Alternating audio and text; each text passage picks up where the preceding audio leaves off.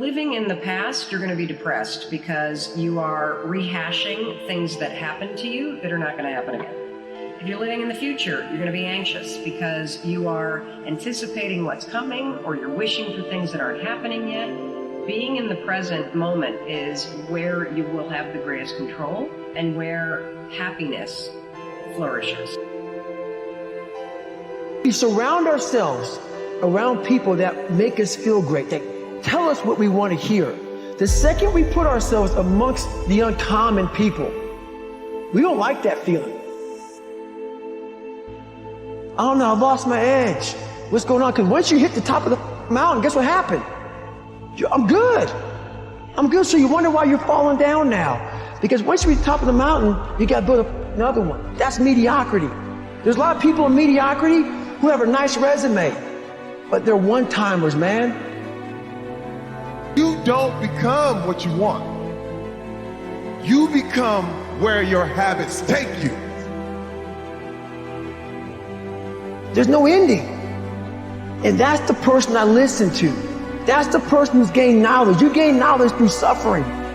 And on the other end of suffering is a world that very few have ever seen. It's a beautiful world because that's where you find yourself.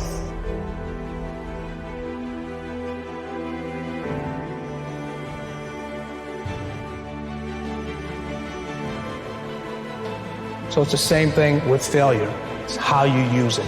It's that drive inside of you, okay? It's what we talk about, the dark side. The dark side is filled with failure, but it's the fuel that burns you like something that's never burned inside you before. And this is the problem. It's the same obstacle. The difference is when you have a clear destination, the obstacles become easy to overcome. When you don't have a clear destination, you keep coming to a grinding halt. People want to feel that the effort that they're exerting actually are moving somewhere. And so successful measurement, successful recognition is not just for the steps you take. It's not just for the effort. It's that the effort you exerted moved us closer to where we're trying to get to. And that get to should be some crazy ideal. The magnitude of the reward you experience as you're moving towards a goal is proportionate to the importance of the goal. So that means the more important the goal you pick, the more possibility there is for that is life affirming. Fear fuels you. Fear lets you know, go get more information. Fear lets you know, stay up a little later and study. Fear lets you know, get up a little early. Fear lets you know, ask for help. Fear is informing you. It's not stopping you. It's just another emotion like love and compassion and gratitude. We just made it paralyze us.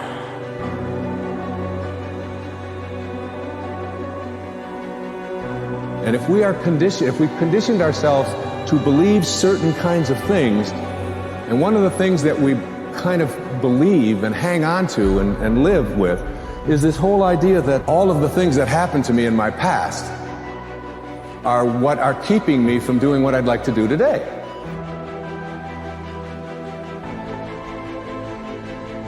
Be willing to go to the edge and not just lean over and feel the breeze and watch the people jump and watch them soar and look through the windows at all the people who are living great lives.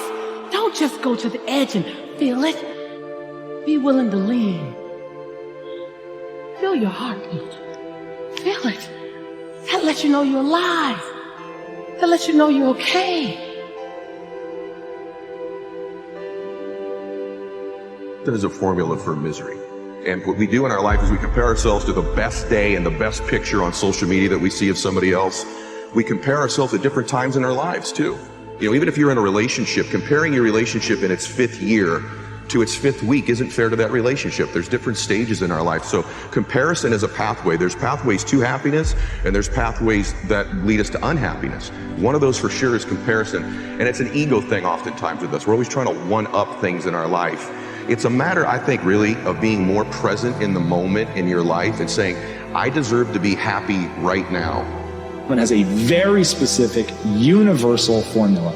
And that formula is work your ass off to get very good at something that you care deeply about, that allows you to serve not only yourself, but other people. That's it. Play to your own element Don't try and perform someone else's expertly. Don't waste your time trying to live someone else's life. Be trapped by dogma. Focus in on your own strengths, your own element, what you have to offer. Don't get lost in trying to become like someone else or pretend to be someone else. And too many of us are fish trying to climb a tree. Too many of us are monkeys being taught how to swim.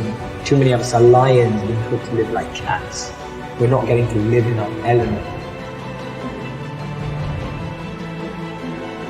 So my second piece of advice is live in that element that you've naturally been given. Don't try to adopt another.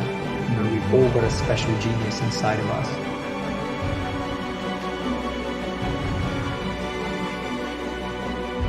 The fact that nobody's watching is utterly irrelevant to me. It has everything to do with myself.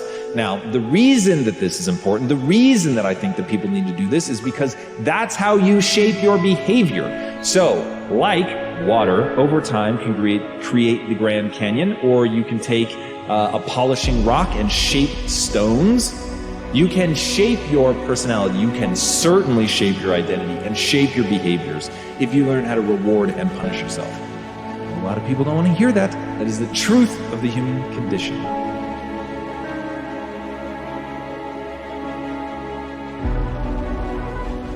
One thing I realize is that at certain times in a man's life, he's either a fool, he's a victim, or he's a king.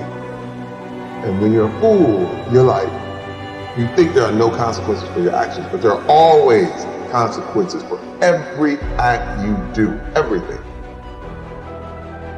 And let me tell you, the table is always full of excuses because they're valid. There's a lot of people against you. And you can say, oh my God, this table is full. It's like, man, you know, this is the reason why I'm like this. And this is this, and man, you never run out. You have to accept whatever you are letting into your life, good or bad. You don't have to accept any of those excuses. You have to know that you are responsible for your life, good and bad. You did that.